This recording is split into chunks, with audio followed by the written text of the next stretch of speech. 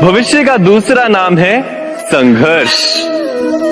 हृदय में आज इच्छा होती है और यदि पूर्ण नहीं हो पाती तो हृदय भविष्य की योजना बनाता है।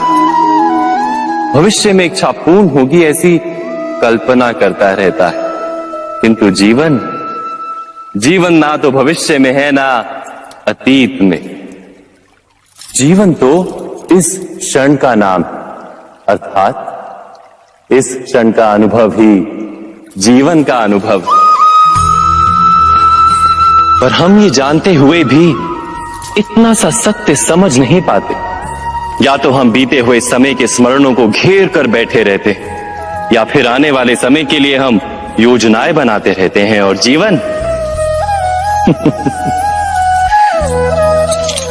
जीवन बीत जाता है। एक सत्य यदि हम हृदय में उतार लें कि ना हम भविष्य देख सकते हैं, ना ही भविष्य निर्मित कर सकते हैं, हम तो केवल धैर्य और साहस के साथ भविष्य को आलिंगन दे सकते हैं, स्वागत कर सकते हैं भविष्य का। तो क्या जीवन का हर पल जीवन से नहीं भर जाएगा? स्वयं विचार कीजिए।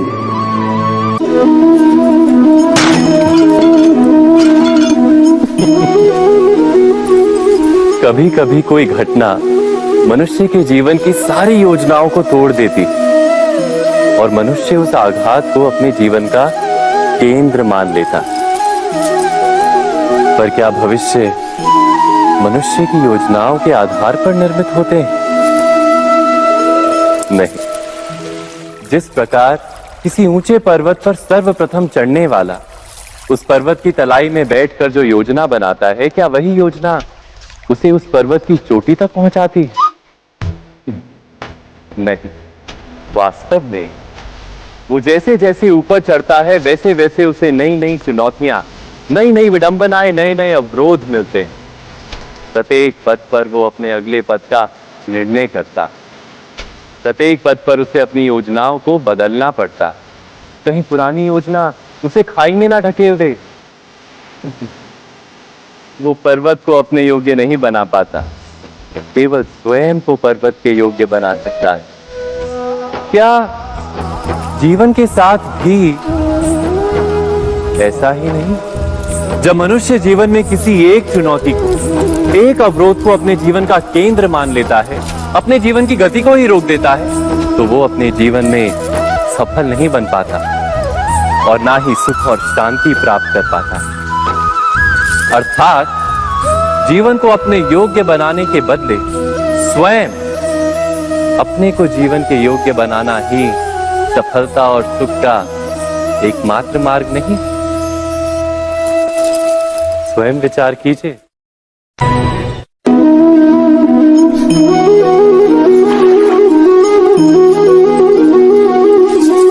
पिता सदा ही अपने संतान के सुख की कामना करते, उनके भविष्य की चिंता करते रहते। इसी कारणवश सदा ही अपने संतानों के भविष्य का मार्ग स्वयं निश्चित करने का प्रयत्न करते रहते। जिस मार्ग पर पिता स्वयं चला है, जिस मार्ग के कंकर पत्थर को स्वयं देखा है, मार्ग की छाया, मार्ग की धूप को स्वयं जाना है, उसी मार्ग पर उसका पुत्र भी चले, यही इच्छा रहती है हर पिता की। निस्संदेह उत्तम भावना है ये, किंतु 3 प्रश्नों के ऊपर विचार करना हम भूल ही जाते हैं। कौन से प्रश्न?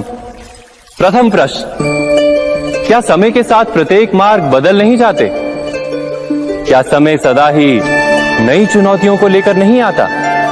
तो फिर बीते हुए समय के अनुभव नई पीढ़ी को किस प्रकार लाभ दे सकते हैं?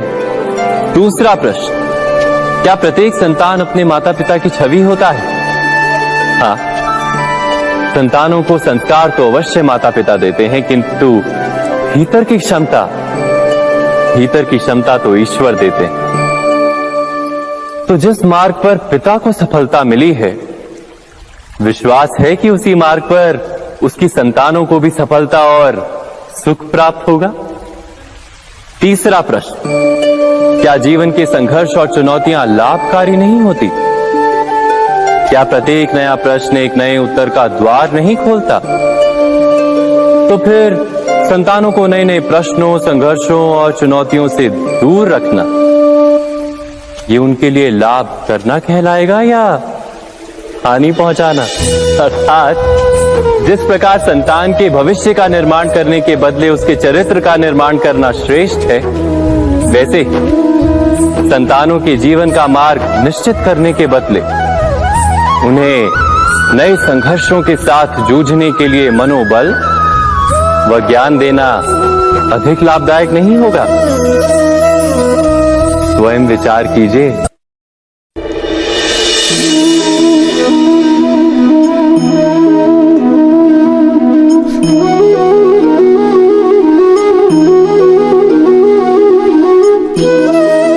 जीवन का हर क्षण निर्णय का क्षण होता है। प्रत्येक पद पर दूसरे पद के विषय में कोई निर्णय करना ही पड़ता है और निर्णय अपना प्रभाव छोड़ जाता है। आज किए गए निर्णय भविष्य में सुख अथवा दुख निर्मित करते हैं, ना केवल अपने लिए, अपने परिवार के लिए भी, आने वाली पीढ़ियों के लिए भी। जब कोई दुविधा सामने आती है तो मन व्याकुल हो जाता है, अनिश्चय से भर जाता है। निर्णय का वो क्षण युद्ध बन जाता है और मन बन जाता है युद्ध भूमि। अधिकतर निर्णय हम दुविधा का उपाय करने के लिए नहीं, केवल मन को शांत करने के लिए लेते हैं। पर क्या कोई दौड़ते हुए भोजन कर सकता है? नहीं। तो क्या युद्ध से जूझता हुआ मन कोई योग्य निर्णय ले पाएगा?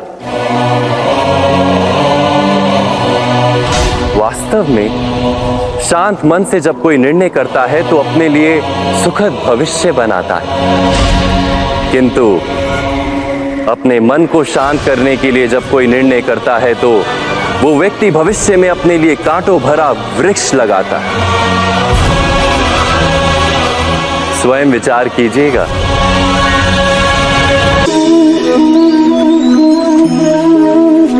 सबके जीवन में ऐसा प्रसंग अवश्य आता है कि सत्य कहने का निश्चय होता है हृदय में, किंतु मुख से सत्य निकल नहीं पाता। कोई भय मन को घेर लेता है। किसी घटना अथवा प्रसंग के बारे में बात करना या फिर स्वयं से कोई भूल हो जाए उसके बारे में कुछ बोलना, क्या ये सत्य है? नहीं, ये तो केवल तथ्य है। अर्थात जैसा हुआ था वैसा केवल बोल देना सामान्य सी बात है। किंतु कभी कभी उस तथ्य को बोलते हुए भी भय लगता है। कदाचित किसी दूसरे की भावनाओं का विचार आता है मन, दूसरे को दुख होगा, ये भय भी शब्दों को रोकता है। तो ये सत्य क्या है? क्या हमने कभी विचार किया है? जब भय रहते हुए भी कोई तथ्य बोलता है तो वो सत्य कहलाता है। वास्तव में सत्य कुछ और नहीं, केवल निर्भयता का दूसरा नाम है। और निर्भय होने का कोई समय नहीं होता, क्योंकि निर्भयता आत्मा का स्वभाव है। अर्थात क्या प्रत्येक क्षण सत्य बोलने का क्षण नहीं होता?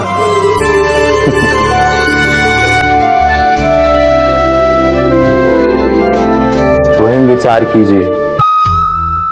जीवन में आने वाले संघर्षों के लिए जब मनुष्य स्वयं को योग्य नहीं मानता, जब उसे अपने ही बल पर विश्वास नहीं रहता, तब वो सद्गुणों को त्याग कर दुर्गुणों को अपनाता है। वस्तुतः मनुष्य के जीवन में दुर्जनता जन्म ही तब लेती है जब उसके अंतर में आत्मविश्वास नहीं होता।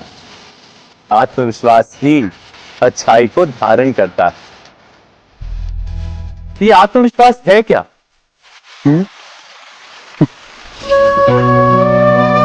जब मनुष्य ये मानता है कि जीवन का संघर्ष उसे दुर्बल बनाता है, तो उसे अपने ऊपर विश्वास नहीं रहता। वो संघर्ष के पार जाने के बदले संघर्ष से छूटने के उपाय ढूंढने लगता है। किंतु जब वो ये समझता है कि ये संघर्ष उसे अधिक शक्तिशाली बनाते हैं, ठीक जैसे व्यायाम करने से देह की शक्ति बढ़ती, तो प्रत्येक संघर्ष के साथ उसका उत्साह बढ़ता है। अर्थात आत्मविश्वास और कुछ भी नहीं, मन की स्थिति जीवन को देखने का दृष्टिकोण मात्र है, और जीवन का दृष्टिकोण तो मनुष्य के अपने वश में होता है। स्वयं विचार कीजिए।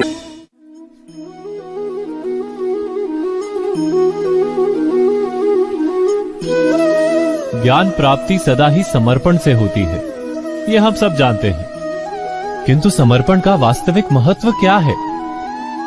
क्या हमने कभी विचार किया? मनुष्य का मन सदा ही ज्ञान प्राप्ति में विभिन्न बाधाओं को उत्पन्न करता है।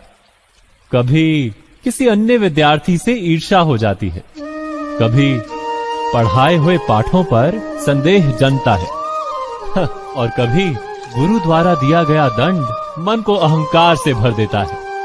नहीं, क्या ऐसा नहीं होता? न जाने कैसे कैसे विचार मन को भटकाते हैं, और मन की इसी अयोग्य स्थिति के कारण हम ज्ञान प्राप्त नहीं कर पाते। मन की योग्य स्थिति केवल समर्पण से निर्मित होती है। समर्पण मनुष्य के अहंकार का नाश करता है, ईर्ष्या, महत्वाकांक्षा आदि भावनाओं को दूर कर हृदय को शांत करता है और मन को एकाग्र करता है। वास्तव में ईश्वर की सृष्टि में ना ज्ञान की मर्यादा है, ना ज्ञानियों की। गुरु दत्तात्रेय ने तो गाय और श्वान से भी ज्ञान प्राप्त कर लिया था।